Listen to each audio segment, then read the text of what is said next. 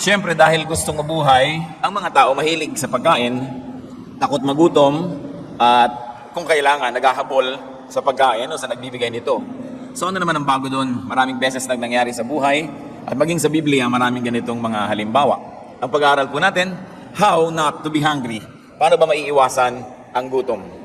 Thank you, Father, that we are your people, we are your children, and you have promised provision for your people. Salamat dahil kayo, Diyos, na nagbibigay ng mga kailangan namin at Diyos na mahabagin, Diyos na makapangyarihan. Patawarin niyo po kami sa mga kasalanan namin. We ask, Father, that you cleanse us so that nothing may hinder our worship and that your blessings may flow into our hearts without any hindrance at all. Linisin niyo po kami, gawin niyo kaming karapat-dapat na tumanggap na inyong mga pagpapala. At papalinawin niyo po, Panginoon, aming mata, ang aming tainga, nang makita at madinig namin ang mga mensahe ninyo. Enable us to make personal applications of your word so that we may grow not only in our knowledge of you but also in our glorification of your truth. Mangyari nawa ang gusto mo mangyari sa aming buhay sa pagsunod namin sa iyong kalooban. Patahimikin niyo po kami, O Diyos, payapain niyo aming loob, palakasin aming katawan, at nang sa ganon, talagang makapagtuon kami ng pansin sa inyo. We reject, rebuke, and drive away any form of evil that may defocus us from you, O God, and we ask you, rule in our hearts. Move in our midst, heal us of our infirmities, strengthen us emotionally, spiritually, and Lord, may your will be done. We ask you to be our speaker, Father. Use your servant as your instrument, but speak to your people. Glorify only yourself and bless us. In the name of Jesus our Lord, we pray. How not to be hungry? Alam na alam ng marami yung himala ng Panginoong Jesus na nakapagpakain ng 5,000 lalaki at karagdagan pa mga babae at bata doon sa isang lugar na walang makain ng mga tao na sumunod sa kanya para lang makinig. Kasunod nun, ang ibang tao ay naiba na ang pagtingin kay Jesus. Sa halip na spiritual food na lamang ang kanilang hinahabol, nung makatikim silang mapakain, nung tunay na material na tinapay, yung iba ayon na lang lagi ang hinabol-habol at hinangad-hangad. Juan 6:25 hanggang 27. Nang makita nila si Jesus sa ibayo ng lawa, siya'y tinanong nila, "Guro, kailan pa kayo rito?" Sumagot si Jesus, "Pakatandaan ninyo, hinahanap niyo ako, hindi dahil sa mga himalang nakita niyo, kundi dahil nakakain kayo ng tinapay at nabusog. Huwag ang pagkaing nasisira ang inyong pagsikapang kamtan, kundi ang pagkaing hindi nasisira at nagbibigay ng buhay na walang hanggan." So hinanap-hanap ng mga tao si Jesus at yung iba na yung kanilang agenda. Ang gusto nila magkaroon ng libreng tanghalian. So the people looked for Jesus, but for the wrong reason. And what was the reason? Bread. Physical food, physical appetite. Jesus taught them, however, not to be materialistic, not to be food crazy, not to be short-sighted. Huwag ganyan. Huwag lang tinapay na yan ang hanapin ninyo, huwag lang yan ang ibigin nyo sa buhay. But the Lord taught them to be spiritual and to be eternity conscious.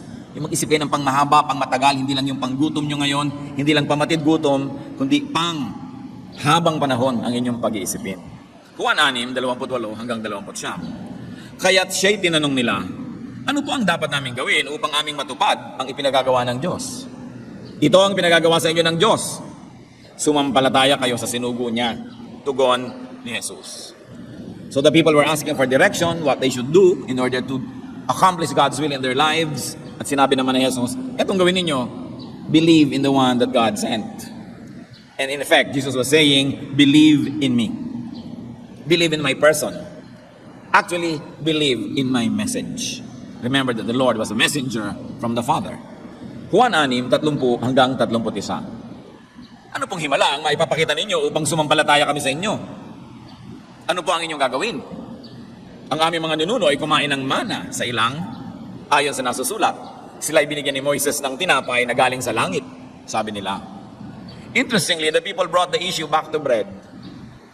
Nagsisimula na sanang pumasok ang Panginoong Hesus sa topic na mayaman, mataas, kakaiba, yung kahulugan ng magkaroon ng tunay na buhay, yung maniwala sa Kanya bilang sugo ng Ama sa Langit.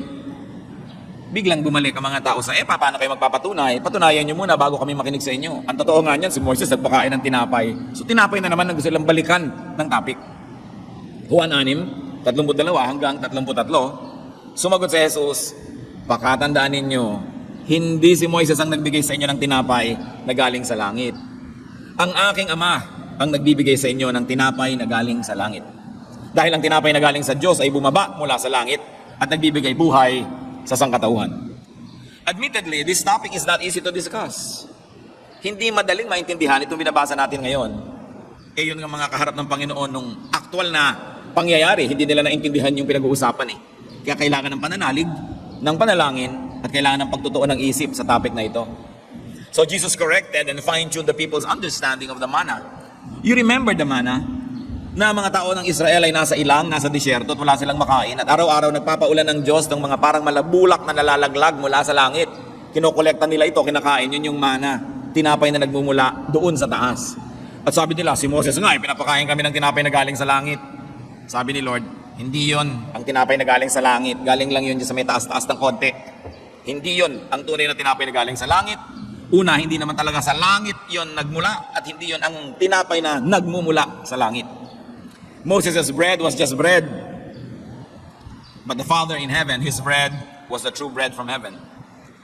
The Father's bread is that which comes down from heaven, not just from the sky, but from heaven. Therefore, there is a meaning involved here, that the bread coming from heaven is that which is from spirit to flesh, from heaven to earth, from intangible to tangible, from invisible to visible, from complex to simple. So niya, alam niyo yung tinapay na binabanggit niyo na pinapadala ni Moses, tinapay lang na yun eh. Hindi yun ang pinag-uusapan ngayon. Ang tunay na tinapay na galing sa langit ay yung dating espiritu naging laman. Dating tagalangit naging tagalupa. Dating nandun sa heavenly dimension naging earthly ang dimension. To the point na intangible siya dati, hindi mo mahihipo. Ngayon mahihipo mo na. Dating hindi nakikita, ngayon nakikita. Dati napakasalimuot para maunawa, pero ngayon pinakasimple-simple para maunawa ng tao. Of course, Jesus was referring to himself and to his message. That which comes from the will of God in heaven, being made flesh, so that flesh could see, touch, hear, and understand the message. May transformation na nangyari. Sabi yung kay Moses sa tinapay from there, tinapay from here, kinain nyo, tinapay pa rin. Hindi yun. Pero yung dating hindi tao, naging tao. Yung dating hindi nadirinig, ngayon nadirinig. Sabi, yan ang tunay na tinapay. Siyempre, masalimuot na usapan.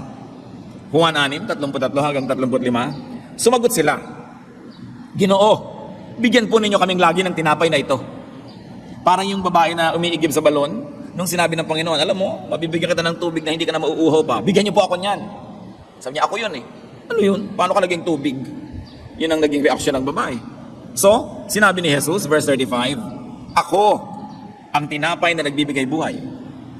Ang lumalapit sa akin ay hindi na magugutom kailanman, at ang sumasampalataya sa akin ay hindi na mauuhaw kailanman. Ito pala yung how not to be hungry.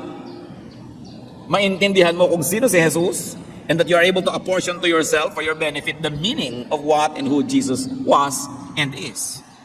So the people wanted Jesus as bread, and Jesus said, He was that bread. Sabagay, kung uunawaan naman natin yung mga taong kausap niya, kayo man yun. May sinasabi si Jesus na tinapay na hindi ka na magugutom kahit kailan. So, bigyan niyo naman po ako nito. Sabi niya, ako yun. Paano nangyari yun? Because the Father's bread is Jesus. The Father's bread is the teaching, the message of Jesus. Pag siyempre, literal ka, ginawa mo si Jesus na tinapay, mahirap nang tanggapin, mahirap paniwalaan. Pero, what is Jesus but His message? So, the bread is Jesus, or the bread is the message of Jesus. The essence, the spirit that Jesus brings. The Father's bread is what Jesus said, what He stood for, what He symbolized. Yun ang bread ng Ama na galing sa langit. So dapat lalampasan mo yung kuko ni Jesus, yung buhok niya, lalampasan mo yung damit niya, at iisipin mo, ano bang kahulugan na narito siya? Ano ba ang kahulugan ng pinagsasasabi niya? At anong kahulugan ng kagustuhan ng Ama na ito ngayon na si Jesus ay nandito, katawang tao, kinakausap kami. Pag naintindihan nyo ng tao, magkakaroon sila ng paglampas sa kanilang mga kakulangan. There will be transcendence of the material to the spiritual. And this is going beyond the material bread and food to the spiritual bread and food. That the Father's bread means being not of this world, but of the other. Admittedly, hindi talaga madaling pag-usapan. Na para maunawaan mo ito, dapat yung utak mo, pinapawala mo, pinapakawala sa mga dati mong mga meanings, sa mga dati mong pakahulugan.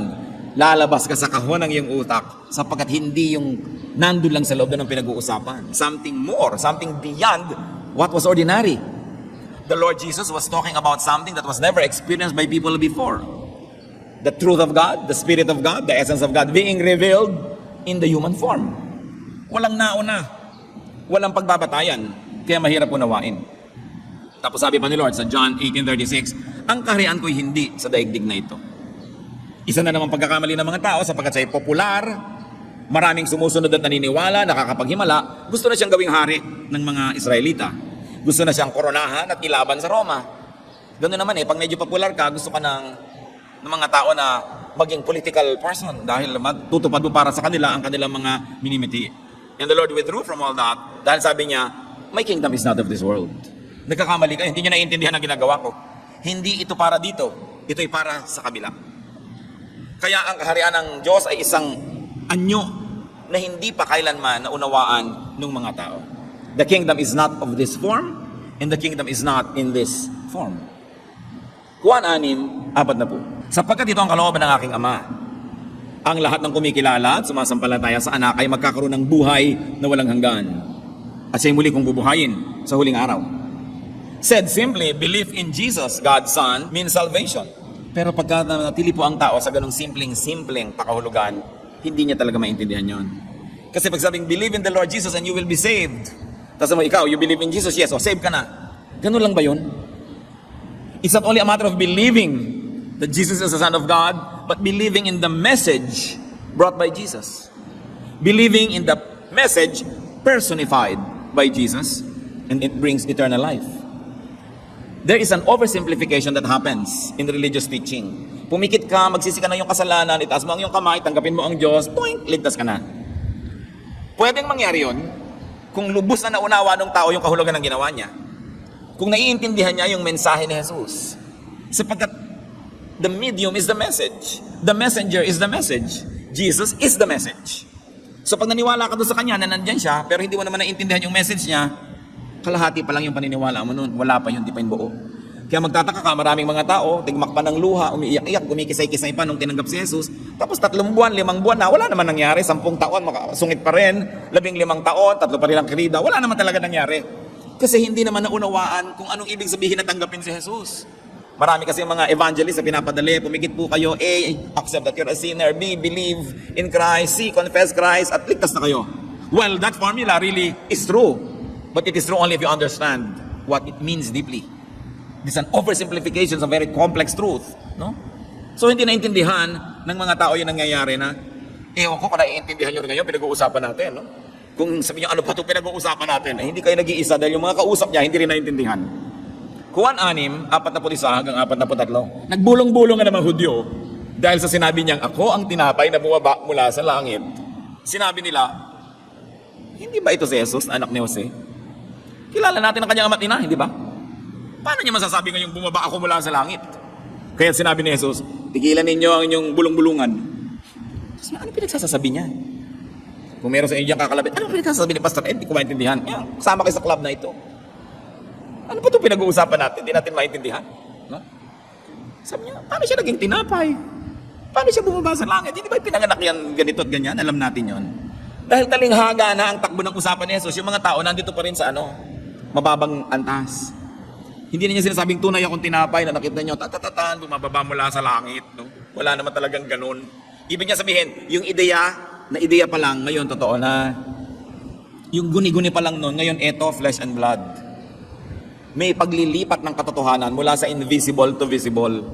So sabi, mula sa langit patungo sa lupa. Hindi naman necessarily galing sa taas sa mga ulap pababa para manggaling sa langit patungo sa lupa Kasi alam naman natin na yung planeta ay bilog. Kung taga-Australia ka, edi yung langit nasa baba ng nasa taga-Canada. Di ba? So hindi talaga yung taas-baba ang pinag-uusapan. But from one dimension of reality to another. The people once again brought down the discussion to earthly levels because they said, kilala natin ang mga magulang niya, hindi siya galing sa langit. Juan 6:46 hanggang 48. Hindi ito nangangahulugang may nakakita na sama. Ang nagmula sa Diyos, ang tanging nakakita sama.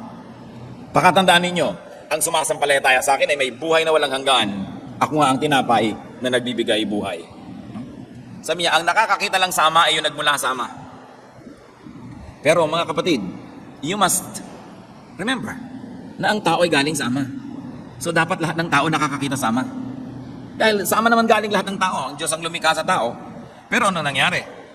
Ano naging ministry ni Jesus? Sapagkat sa tagal ng panahon, ang tao ay nabulag na, hindi na nila nakikita ang Ama. Sila ay napuno na lang ng relihiyon, nabawasan ng tunay na espiritualidad, hindi na nila naiintindihan ang dapat maintindihan. At yan ang misyon ni Jesus, para buksan muli ang mata ng mga tao, to make God visible, to make God audible and tangible through Him and through His message. To help people therefore become born again, so that they may transcend their former level of existence and they may go up to a higher level of existence so that they will see higher things. At yun ang tinatawag na born again experience. Once more, hindi lang kasimple yun, na pumikit ka, itaas mong yung kamay, born again ka na. Yung magkaroon ka ng bagong mata para makita mo yung dating invisible sa'yo. Magkaroon ka ng bagong tainga na madidig mo yung dating hindi nadidinig at nauunawa ng tainga mo. Ma-appreciate mo yung mga tungkol sa Diyos na dating hindi mo na-appreciate, naiinis ka pa nga, nahihirapan. Pero pag nasabi mo ng God, how wonderful is your law. Tama ka talaga, nahigpitan ng mga tao. Tama talaga na isa lang dapat ang asawa ko. Tama ka talaga na dapat ganito at gano'n. Abay, naiba na yung pananaw mo dahil may mga nagpuputis pa nga nung ang higpit naman ng Diyos. Kailangan mo ng bagong mata. And this is the born-again experience. It's not just a religious experience that happens in 2 or 3 minutes. It's a process whereby you change the way you look at reality. Kumbaga may mga takipang yung mata dating madidilim na salamin, unting-unting nawawala yon hanggang nakakakita ka ng malinaw. Sinasabi sa Corinthians, now we see in the mirror dimly, but then we will see face to face. Mas lumilinaw, mas gumaganda. Kaya ayoko yung mga tao masyadong kampante na. Pag kami namatay, save na ba yan? Oo, na-born again na yun, April 12, 1985. Yung, save ka na ba? Ako save na, ikaw save na. Paano mo nalaman yun? Paano mo natiyak? Dahil pinapaniwala ka lang ng religion na nung ginawa mo yung isang ritual, na-born again ka na. Pero ang tanong ito, talaga ba? Were you changed from glory to glory? Because that's what happens to the people of God. They are changed from glory to glory. Now, do you see the Bible more clearly than you did 10 years ago, 15 years ago? Now, do you have more longing for God than you did before? Kadalasan nga iba, nanlalamig pa habang tumatagal eh. Hindi umaasenso, patras. So I don't want you to be lulled by a false hope, although I want everyone to hope in God, pero dapat premised on a very solid understanding of what the person of Jesus means to everybody. Na hindi lang yung ginawa niya, kundi yung ideya ng pagiging Jesus niya, yung ideya na itinuturo niya sa mga tao. At hindi yun madaling tanggapin. Noong ang Panginoong Jesus ay nagsakatawang tao, libu-libong taon na ang relihiyon sa Israel. Established ng masyado ang temple. Nalagay na sa kwadro, carved in stone ang lahat ng kanilang mga religious traditions na ang totoo ay lumayo na sa Diyos. Kaya ang naging purpose ng Panginoong Jesus ay ibalik sila sa dati. Sabi ni Jesus, you have heard that it was said, A, but I'm telling you it's B. So you see, yung naging A na sa tradisyon ng Israel, hindi na yun ang gusto ng Diyos, ipinababalik niya sa B. Kasi, nalayo na sila. Yung mga tamang-tama na sa kanila noon, tiniligsan ni Jesus, hindi tama yan. Ang pinagtuturo nyo sa mga anak na pwede nilang talikuran ng pagsuporta sa magulang basta nag-donate sila sa temple, hindi yan tama. Pero naging uso na yun noon. So ibinabalik ng Panginoong Jesus doon sa basic spirituality yung mga tao. Yung sabi niya, kailangan na isang himala. Kailangan na yung buong ideya na kalooban ng Diyos, maging tao, maging flesh, madinig, makita. Sapagkat ang layo na ng utak ng tao sa spiritual na bagay. So to be born again is not something you do. It is something that happens to you. One time and then progressively. Dapat umaasenso because God changes us from glory to glory. Now I don't want you to be needlessly worried about your salvation. But ang point is, do something so that you will continue to grow in the Lord and you will see that indeed you have been born again. Kasi pagka ipinanganak ka, lalaki, magmamature. Hindi pwedeng nabonsai ka na dyan. Hindi pwedeng 5-year-old Christian ka na, ang utak mo pa pang 1-year-old Christian. 20-year-old Christian ka na, pang 5-year-old Christian. Hindi ganun yun. Dapat nag-grow. And Jesus was effectively saying, you haven't seen and you cannot see God because you are limited by your material composition, by your materialism, and by your focus. Therefore, you've got to be more spiritual. So, huwag na kayong magpako ng pagtingin sa tinapay na kinakain, ibang tinapay na pinag-uusapan, sabi niya. Ginamit lang ni Jesus yung issue ng tinapay para maging springboard, maging pinto, para makarating doon sa ibang tinapay na dapat pag-usapan. Sabi niya, I have seen God, you see me, therefore you can see God through me. I can make you see God, therefore I can make you eat spiritual food. And once you eat that, I can give you spiritual life. Kaya mahalaga, pagka nagkakaroon tayo ng search for God, yung confession, yung pagkilala ng kasalanan, pagsisisi, pagbabalik loob, because we have to be purified so that we can see what must be seen. You have to enter another dimension. Kung baga ibang channel yon, kailangan makarating ka doon sa channel na yon para mo siya makita. Juan 6, 49 hanggang 51. Kumain ng mana ang inyong mga ninuno nang sila'y nasa ilang, ngunit sila'y namatay. Narito ang tinapay na bumaba mula sa langit upang ang sino mang kumain nito ay hindi na mamatay. Ako nga ang tinapay na nagbibigay buhay na bumaba mula sa langit. Mabubuhay magpakailanman ang sino mang kumain ng tinapay na ito. At ang tinapay ay ang aking katawan na ibibigay ko upang mabuhay ang sangkatauhan. Sabi niya, hindi ba yung mga ninuno nyo noon, yung pinagmamalaki nyo na kumain ng bread ni Moses, o ano, nangamatay din naman silang lahat, di ba? So ibig sabihin, yung kinain nilang tinapay, hindi yun yung pinag-uusapan. Material bread yon. But that which eats the bread from heaven will never die. And I am that bread. Ako yun, katawan ko. No? Sabi niya, if you ate the living bread, if you ate me, if you ate my flesh, you will live forever and you have eternal life. Tandaan niyo mga kapatid, dalawang diskurso ang nangyayari, yung metaphor, yung talinghaga ni Jesus, at yung pagpipilit ng mga tao na ang pinag-uusapan ay material bread. Ha? Kaya hindi magtugma. Juan 6:52, dahil dito ay nagkaroon ng mainitang pagtatalo-talo ang mga Hudyo. Paano maibibigay sa atin ng taong ito ang kanyang laman upang makain natin? Yun ang pinagpipilitan nila. Sabi, ayan, hindi lang pala siya tinapay. Siya ang kakainin natin. Ano tayo? Cannibal? So nagkagulo. The people insisted on the material and the physical level of discussion.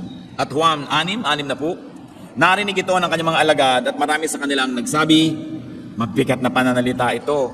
Sino ang makakaunawa nito?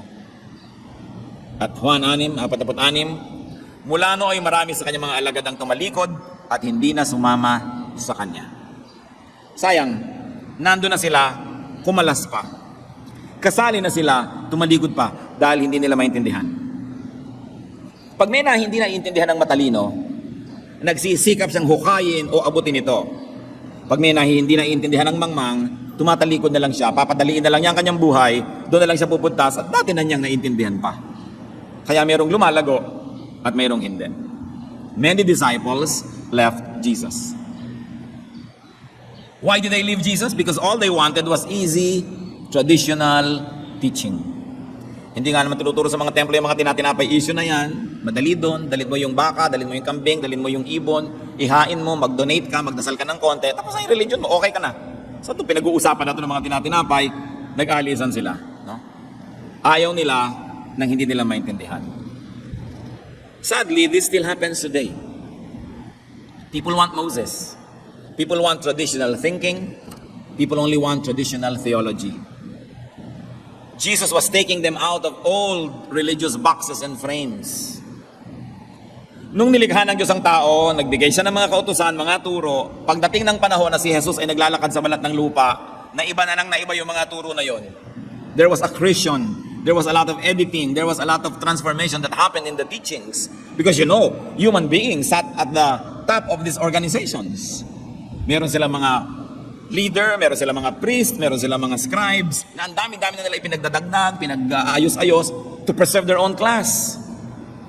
Siyempre, yung mga kalalakihan na nangunguna, lalo nilang sinolidify yung leadership position ng mga men. Kaya ang ginawa nila, sobrang lang ipinakadiin-diin ang halaga ng lalaki. Tulad, pag nagbibilang ng tao, may census, hindi binibilang na yung babae. Samantalang kung babalik kami paglikha, man and woman, male and female, God created them. No? The man and the woman together constituted the image of God. Pero sa pagtagal, sa culture ng Israel, nabaliwala yung babae. So binigyan muli ni Jesus ng halaga. Kaya nung si Maria ay nakaupo sa kanyang paanan, si Maria hindi yung ina niya, yung kapatid ni Martha, at si Martha ay nasa kusina at pinipilit niyang bumalik si Maria doon sa kusina where the woman belonged according to their culture. Sabi ni Jesus, hindi siya alis dito. Napili niya dito na mag-aral. She chose the better portion, it will not be taken from her. So ibinabalik ni Jesus yung halaga ng babae na sa pagtagal ng relihiyon ng Israel, nabaliwala si babae. So hindi lahat ng makikita mong itinuturo ng relihiyon nila, yun ang original na nanggaling sa Diyos. Sobrang nataas yung lalaki, nawala ng halaga ang mga bata. Pag bata ka pa, wala kang kwenta. Kaya nung si Jesus ay dinadalhan ng mga bata, tinaboy ng mga disciples, nagalit sila, alisin ang mga bata ito, alisin. Kasi sa panahon nila na yun, walang kwenta ang bata. Pero anong ginawa ni Jesus? Huwag niyo silang pigilin. Kinuha pa yung mga bata, kinalong, binless. So binapalitan niya yung tradisyon na yon. Yung sobrang pagpapahalaga sa mayayaman at saka sa mga taga-templo at mga religious leaders, iniba rin niya. Kaya nung nagpunta siya doon sa Jericho, saan siya nagpunta? Sa bahay ni Zacchaeus, isang chief tax collector. Hindi siya nagpunta sa bahay ng priest, hindi siya nagpunta sa bahay ng scribe, na insulto yung mga religious leaders. Ba't pupunta-punta siya dito tapos sa bahay ng makasalanan siya pumupunta? At nakita nyo ang pagpapawalang halaga ng relihiyon ng Israel noon sa mga babaeng nagkasala. Papatayin, babatuhin. Tapos yung lalaking kaulayaw, hindi babatuhin. Diba? A woman was caught in adultery and she was going to be stoned to death.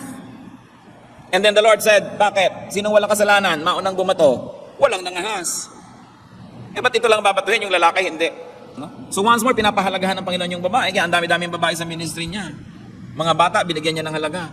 Pagkatapos yung mga latak ng lipunan, mga makasalanan, mga tax collector, hindi yan binabati ng mga pare. Hindi yan tinitingnan ng mga religious leaders. Sila yung mga kalat lang dyan sa kalye. Pero doon, nakikipaghapunan ng Panginoon, doon siya nakihalubilo, doon siya nakisalamuha. Kaya ang tawag sa kanya ng mga religious leader, friend of sinners and tax collectors. Do you follow what I'm trying to say, church? That Jesus was trying to bring the people back to spirituality, away from just religiosity. Because the religious systems, their culture woven around the religious system, had already departed away from the basic tenets of spirituality. So the Lord was bringing them back. Kaya nagalit sila eh. Nagalit yung mga nasa power structure, yung mga leader, yung mga nakikinabang sa ganung sistema, dahil may iba. Kaya maraming galit sa kanya. Hindi siya lagi nagpapahalaga sa mga mayayaman. Hindi katulad nung araw na, pag ikaw yung mayaman, ikaw na agad lagi yung leader. Ikaw na agad yung sikat. So binibigyan niya ng importansya yung maliliit na tao. Kasi ganoon naman talaga dapat, mayaman at mahirap, importante yan. Pero naiba na nung panahon niya. Ngayon, heto mga kapatid. Yung panahon ni Jesus, almost 2,000 years ago na yon. Imagine niyo kung ano na rin ang nangyari sa relihiyon mula 2,000 years ago hanggang ngayon. Marami na rin mga pagligaw, pagliko, pagdagdag, pag-alis na idinagdagan simbahan sa pananalig. That's why every generation, or probably every 200 years, Christian generations must reform. They must go back to the basic tenets of the faith. Because as the years pass, the church leadership, the traditions, the demands of politics, the demands of culture and economy may change and alter the message of the church. Kaya kailangan nire-review mo rin ng ating ating mga alituntunin, ng ating mga standards ngayong panahon na ito, ating mga practices. Yan ba talaga ang gusto ni Jesus? Kung ba tinawag na Christian ministry, Christian church, yan ang gusto ni Jesus? O may mga pagkakaligaw-ligaw na rin nangyayari. Sapagkat nagre-react ang church sa politics, sa economics, no? Sa mga nangyayari sa lipunan. So dapat laging ibinabalik yan. Hindi natatakot ang tao na tanungin ang mga naka-establish na monumento ng kanyang panahon.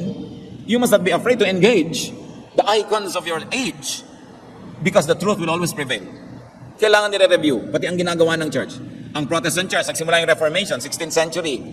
Ilang taon na yun? 500 taon na lumipas. Kailangan na rin ng Protestant Church ang Reformation na naman. Kasi nakagawa na naman siya ng mga tradisyon niya na malayo na sa ideya ng Reformation noon. May sarili na rin mga Diyos-Diyosan ng mga tradisyon. Hindi dapat natatakot ang tao na tanungin yung nakikita niya. Hindi natatakot ang Diyos na siya'y tanungin. Kaya yung mga tao nag-alisan sila kay Jesus, iniwan nila. Kasi hindi yon ang nakasanayan nilang katuruan. Juan 6:47. Tinanong ni Jesus ang 12. John 6:67. Kayo naman, gusto rin ba ninyong umalis? So hindi pala sila 12 lang noon. Dami nila. Ang natira lang 12. Dahil sa issue ng tinapay. Jesus was deserted, rejected, dejected. So actually, Jesus had known intense feelings of rejection, of loneliness, of aloneness. Ang dami-daming disciples, iniwan siya. And because he was rejected, he can minister to the rejected, to the lonely, to the alone. Kung nakakaramdam kayo, minsan nag-iisa kayo, kawawa kayo, nire-reject, nauna na si Lord dun eh. He can help because he knows that. At yung sinabi niya, kayo, iiwan niyo rin ba ako? The human in him was seeking understanding. He was seeking people who understood him. Because one of life's greatest pleasures is to be understood. One of life's greatest pleasures is to be with people who agree with you. People seek such comforts. And Jesus was asking his disciples, pati ba kayo? Iiwanan niyo ba ako? Ano pong isang very personal application yan sa panahon ngayon? Value people who understand you. Paghalagaan po natin ang mga taong nakakaunawa sa atin. Pahalagahan nyo ang mga taong sumasang-ayon sa inyo. Kasi kahit anong gawin ninyo, kahit anong posisyon nyo sa buhay, may sasang-ayon at may sasalungat. Ba't may pagpipilitan nyo na tanggapin kayo ng sumasalungat sa inyo? Hindi hayaan nyo yung sumasang-ayon sa inyo, doon nyo buuin yung mundo nyo. Kasi hindi mo naman talaga mapiplease lahat ng tao. Amos 3:3, maaari bang magsama sa paglalakbay ang dalawang taong hindi nagkakasundo? Kaya mga kapatid, pag ako magka-counsel lang ikakasal, meron lang siguro kung konting tanong, pero ito, isa sa mga pinaka-importanting tanong. Nagkakasundo ba kayo? Diba? Pag mamimili kayo ng papanooring sine, nagkakasundo ba kayo? Pag pipili kayo ng kakainin sa restaurant, nagkakasundo ba kayo? Pag pinag-uusapan kung paano kayo makikitungo sa mga bibiyananin mo o sa mga magulang mo na bibiyananin niya, nagkakasundo ba kayo? Kung nagsusuporta ka ng mga kapatid, sasama ba siya makisuporta o pipigilin ka na niya, nagkakasundo ba kayo? Sa lamig ba ng aircon, magkakasundo kayo sa kwarto kung may aircon kayo? Pagka ba may pipiliin kayong sasakyan, saan nyo gusto sumakay? Sa harap, sa likod, nagkakasundo ba kayo? Yun lang manonood kayo kuminsan sa sine, meron gusto harap na harap siya para halos matalsikan na siya ng tubig doon sa sine. Meron man gusto ang layo-layo dahil hihilo siya sa malapit, nagkakasundo ba kayo? Dapat yung i-consider ha. Kasi mahirap mabuhay na yung kasama mo, hindi mo kasundo. Sa alat na lamang at asim ng sinigang, hindi kayo magkasundo. Ititing ang kurtina nyo ba, pula o asul, hindi kayo magkasundo. Ang bata ba, papalakihin mo ang English speaking o Chinese speaking, hindi kayo magkasundo. Bakit ka sasama sa tao na laging merong hidwaan at laging may tunggali? Hindi masarap ang ganung buhay. Ngayon, kung nakapag-asawa na kayo, hindi kayo magkasundo, pasensya kayo. Diba? Asawa niyan na. Gumawa kayo ng paraan para magkasundo. Meron naman kasi hindi na sila magkasundo 20 years ago. Pag nakita kayo sa reunion, hindi pa rin sila magkasundo. Hindi sila nag-grow. Wala silang nagawa para magkasundo man lang o to meet halfway. Yung pinagtatalunan nila, pinagtatalunan pa rin ngayon. Boring life. So gumagawa tayo ng paraan. And remember, also an aside, we can minister to people through our understanding. Yung nauunawaan mo lang siya. Kuminsan, counseling, talaga namang imposible yung kaso niya, hindi mo makampihan, hindi mo ma-encourage gawin yung gusto niya, pero inawaan mo lang siya. I understand, naintindihan kita. At yun lang malaking comfort. Alam nyo ba na isa sa mga gifts that we can give to people is a gift of understanding? Lalo kayo magulang, ang laki na talaga ngayon ng gap ng generation, sobrang laki na.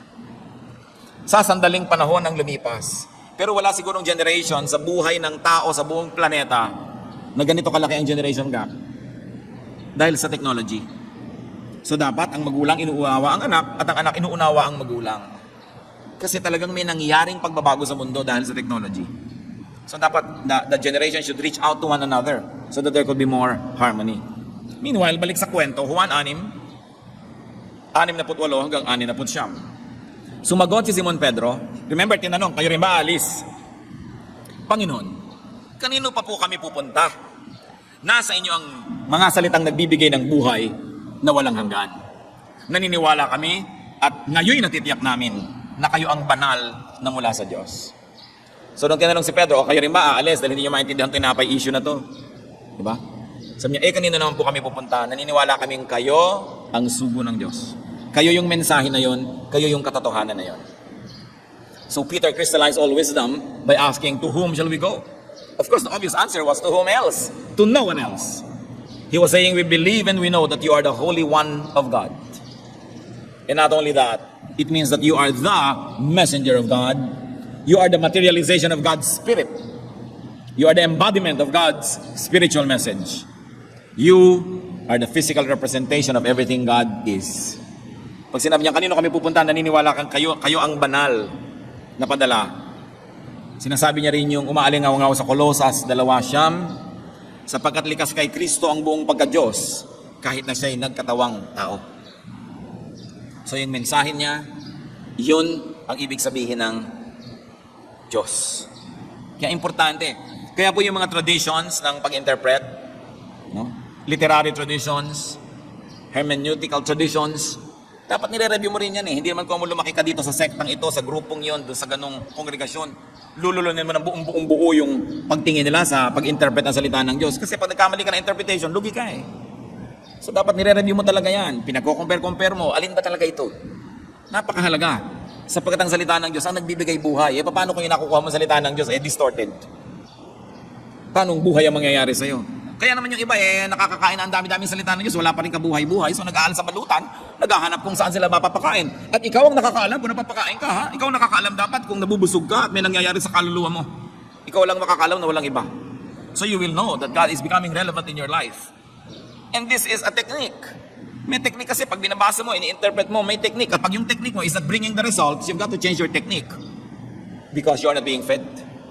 Look what happened to Israel. They could not understand that God would become flesh, the center of biblical teaching about Jesus, because the technique of their scholarship was wrong.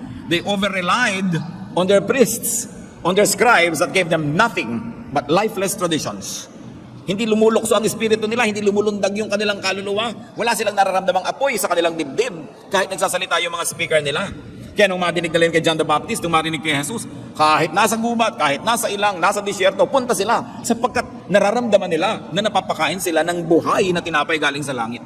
Kayo makakaalam nun kung napapakain kayo o hindi. Kaya mga iba, ayoko na yan, mahirap, umalis na lang, pinadali ang buhay nila. Maraming ganun pinapadali.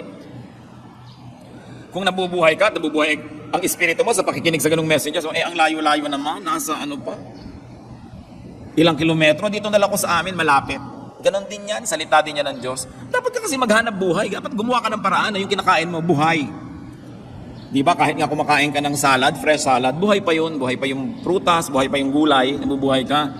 Kakain ka ng corned beef, 5 taon ang patay ang baka.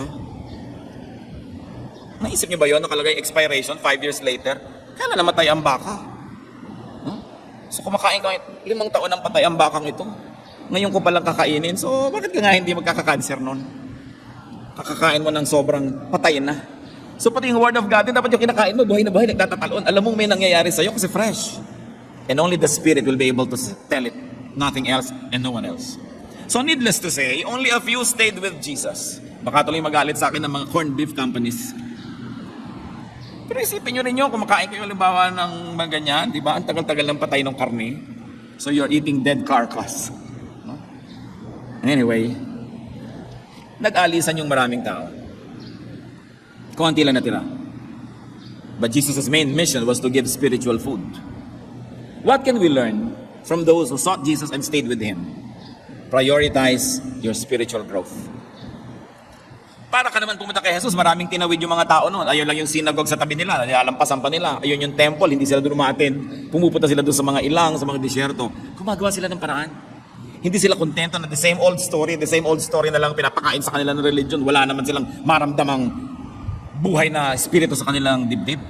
So stick with Jesus. There are moments and it will be difficult. No?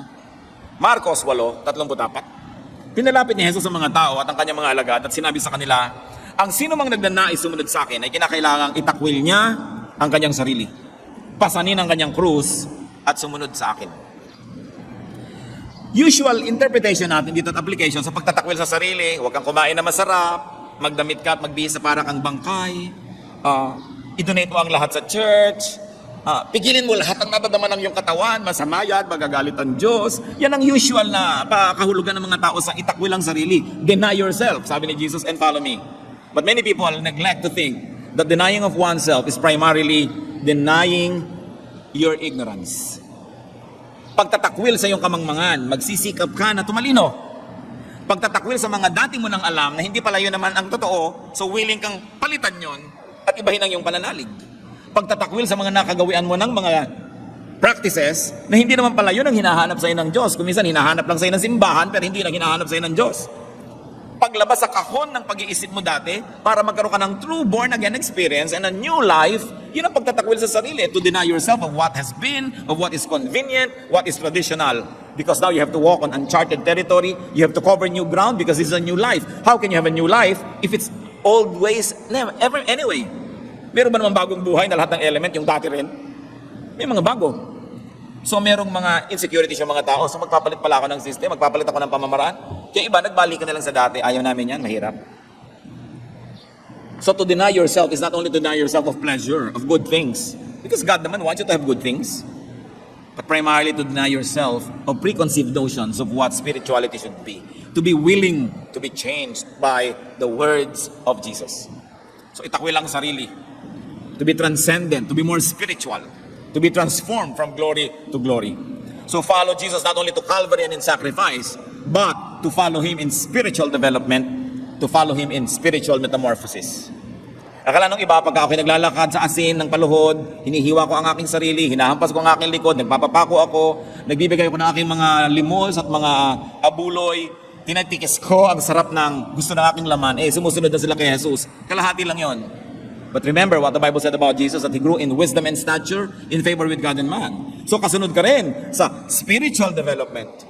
Yung nasasabi mong, when I was a child, I thought like a child, I reasoned like a child. Now that I'm a man, I'm not childish anymore. Sinusunod mo rin si Jesus sa paglago ng iyong utak, sa pagkaunawa sa maraming bagay. So hindi lang pagtitiis sa masarap. So put your spiritual hunger and needs above everything else. Then you will never go hungry. Job 23:12, I have treasured the words of His mouth more than my daily bread. How do you grow spiritually? Do not be bothered by the prospects of physical hunger. Do not be bothered by the prospects of food shortage. Kasi material lang yon. Yung mga prospects ng food shortage na yan, physical hunger na yan, material lang. Kailangan nakafocus ka sa spiritual. Nangyayari man yan, nag-up and down ng physical life, konti lang yun dahil nakafocus ka sa mas malayo, sa mas matagal. So do what you can, and then leave the rest up to God when it comes to your physical needs. Don't worry, ngayon marami na namang issue ng mga food crisis. Diba? Sabi ng Mateo 6:31 hanggang 34. Huwag kayong mag-alalang baka kayo kapusin ng pagkain, inumin o damit. Hindi ba't ang mga hentil lang nababahala tungkol sa mga bagay na yan? Alam na ng inyong Ama na nasa langit na kailangan ninyo ang lahat ng yan. Ngunit higit sa lahat, ay pagsikapan ninyo na kayo pagharian ng Diyos at mamuhay ng ayon sa kanyang kalooban at ibibigay niya sa inyo ang lahat ng inyong pangangailangan. Kaya nga huwag niyo ikabalisa ang para sa araw ng bukas, dahil ang bukas ang bahala sa sarili nito. Sapat na ang inyong mga suliranin sa bawat araw. How can you spiritually grow when you are just too worried about physical food? So there's a certain degree of engagement that we do in the world, but there's also a certain degree of detachment so that we may allocate energy to that which is spiritual. So do not be bothered by the prospects of hunger and by the prospects of food shortage. Maraming beses nang nangyari yan sa mundo, paulit-ulit lang yan. Hindi yan bago. Mateo 6:27, sino sa inyo ang makapagpapahaba ng kanyang buhay ng kahit isang oras sa pamamagitan ng kanyang pagkabalisa? Okay, mabalisa. Wala rin naman mangyayari pagkakabalisan nyo. Unahin nyo ang Diyos, unahin nyo ang mabigyan siya ng kuluburan, at siya ang bahala sa inyo kung siya natutuwa sa inyo. Kung gusto ka bang pagpalain ng Diyos, sino naman makakapigil? At kung ayaw kang pagpalain, sino makakapilit? Kasi may unahin ninyo na pagharian kayo ng Diyos. Pangalawang Korinto 9:8, magagawa ng Diyos, pasaganain kayo sa lahat ng bagay. At higit pa sa inyong pangangailangan upang may magamit kayo sa pagkakawang gawa. So sabi, don't worry about that. How not to be hungry? Don't think of just material food. Food for the spirit is what you must prioritize. Although, of course, you must engage the daily needs. Pero hindi naman tayo naghahanap buhay para lang yun ang gawin ang gawin. Hindi ka nabubuhay para maghanap buhay. Naghahanap buhay ka para magkaroon ka ng ikabubuhay, at pag naroon na sa kamay mo ikabubuhay, magkaroon ka ng tunay na buhay. So hanap buhay lang yun, hindi yun ang buhay mo. So how not to be hungry? Choose what hunger to prioritize. Spiritual hunger. Dahil sabi ng Panginoon, ask and it will be given you. Seek and you will find. Knock and the door will be open to you. Many people always love to apply it materially. Ask for bread, ask for bread. Ang talagang sense ng pangako na yon is a spiritual one. Ask for spiritual blessing and it will be given you. Seek spiritual blessing and it will happen to you. Knock at the spiritual door and the door will open to you. In these days of hunger, in these days of insecurity, stick close to Jesus. How do you address your spiritual hunger? How do you attend to your spiritual hunger? Ama namin sa langit, nagpapasalamat kami sa mga katuruan. Nawa, naunawaan namin ang mga bagay na ito. At kung di man lubos, magsimula man lang kami mag-isip-isip ng mga ganitong bagay, ay maganda na magawa sa buhay. Turuan mo kami, Lord, to move from glory to glory. Na hindi lang yung usual things that are easy to understand. Magbigay kami ng panahon na unawain yung mas mahirap maintindihan. At nawa, huwag kaming magpakatamad na lang, natalikuran ng hindi naintindihan agad. Kundi maging hamon nito na magsaliksi kami. Lord, may we not take an easy way out. Teach us, O Lord, that when there's something we do not understand thoroughly, that we engage it spiritually, intellectually, so that we may move from one degree of understanding to another. Hindi lamang ang alam namin at naunawaan ngayon ang gusto mo para sa amin, gusto mo kaming lumago, so that we can be more and more like you. And that means a lot of spiritual transformation. Turo mo sa amin, Panginoon, ang kahulugan ng mensaheng ito sa aming pang-araw-araw na buhay. Manalangin tayo ng personal, mga kapatid. Hingin nyo sa Diyos kung ano ngayon ang pakialam natin sa mensaheng ito. Ano ngayon ang kinalaman niyan sa ating buhay. At nawa, ipakita ng Panginoon kung anong kahulugan na siya ang tinapay ng buhay. Paano natin siya kakainin na hindi tayo naging cannibal? Paano natin pakikinabangan ang pagiging tinapay ni Jesus? Anong kahulugan na yung katotohanan ng dating hindi nahihipo ay nahihipo na? Panginoon naming Diyos, papagliwanagin mo ang aming isip, bigyan mo ng kahulugan ang mga mensaheng ito.